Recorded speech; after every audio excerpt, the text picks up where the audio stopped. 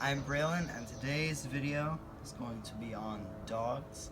And because we're all stuck in because of this coronavirus thing, and many of the places that we usually go to film our videos are closed down, I thought it'd be a great opportunity to do a video on my little dog named Popeye. So, on to the video.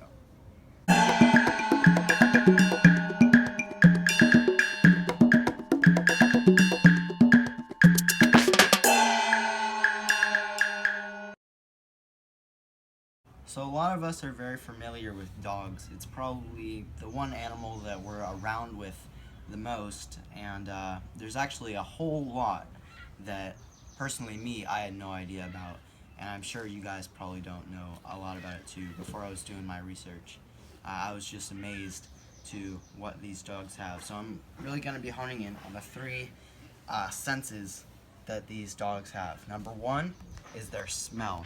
They have extremely good smelling. For example, well, let me just outline basically the characteristics of this nose right here. If you've ever felt a dog nose, you can usually tell that it's quite moist, right?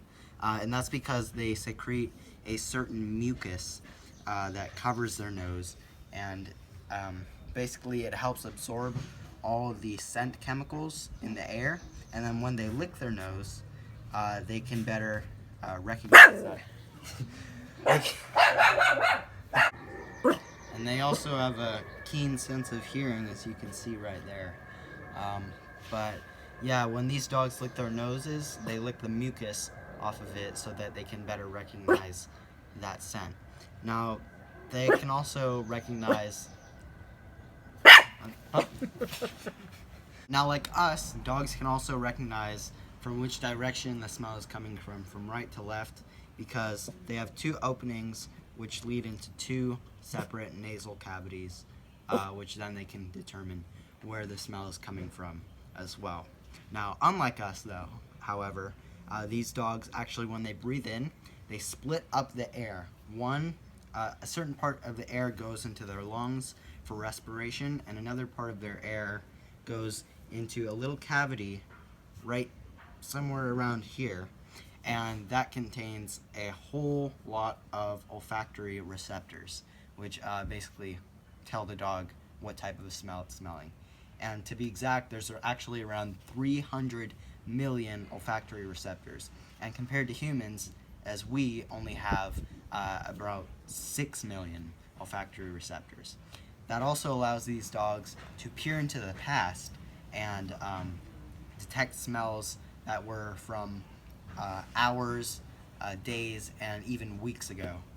So these guys have a really, really, really good sense of smell. The second thing that these guys have are extremely good hearing. As you can see, this Papillon has very, very big ears compared to its head. And that helps them basically detect frequencies that are over, even some over 60,000 hertz. And hertz is basically the amount of vibrations per second, aka frequency. And compared to humans, we can actually only, adult humans can actually only hear around 20,000 hertz, which is quite incredible, which means they can detect a whole bunch of sounds that humans can't even comprehend, which is just amazing. And now, the second thing that you'll notice about dogs is their eyes. Because they are predators, dogs have a much better sense of motion. Like, if they can detect motion a whole lot better than humans can. However, there is a downside to that, and they can't really see color as well, which is quite odd, because humans, as we're evolving, we always evolved to pick the ripest fruit, and we had to determine the ripest fruit between color. These dogs never had to do that because they always were predators.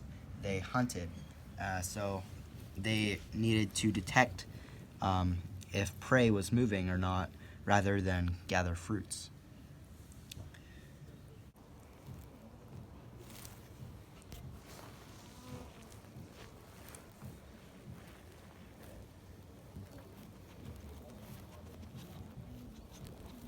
Now, dogs are actually a whole lot closer to their relatives, the wolves, than you actually might think.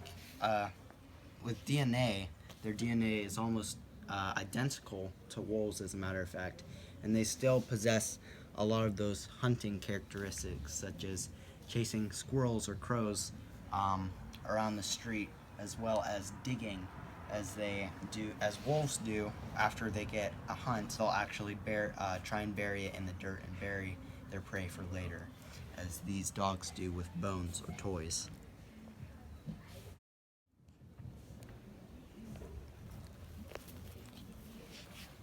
So that's all for today on dogs. I'm Braylon.